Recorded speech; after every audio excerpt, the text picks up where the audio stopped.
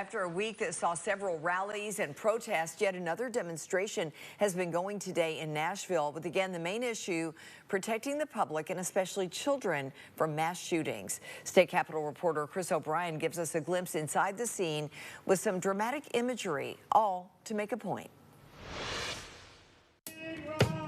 Coffins headed to the Capitol. Monday marks 3 weeks since the deadly Nashville shooting at the Covenant School. And today, thousands joined a Moral Monday rally and march to the state capitol. We caught up with organizers ahead of time. Forget Democrat, forget Republican, left versus right. How does what you're doing line up with our deepest moral values?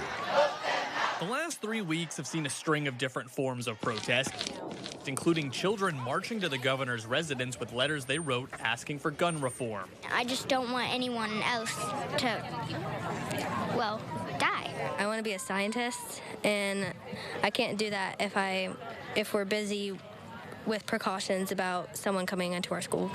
We can't afford to have any more tragedies. Though gun violence is the focus of Monday's rancor, organizers say it goes deeper. Well, not only are we seeing an effort to put more guns in the street rather than ban assault weapons, even in the face of our babies dying and their tears still being heard from their graves, these state legislatures are refusing to pass Medicaid. But the question still persists. Will any gun legislation pass, as this week is expected to be the last of session?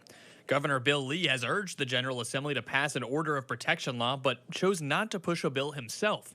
Reporters then asked him today, what is he doing? Working really, really hard. Have been since the day we started talking about this. Worked on it over the weekend with teams and with legislators and with folks who recognize that now is the right time to get that accomplished. The legislature has to introduce and pass a bill by the end of this week if there's going to be an immediate change. In Nashville, Chris O'Brien. The rally started at 2 o'clock Central Time today. We will continue to bring you updates as they happen.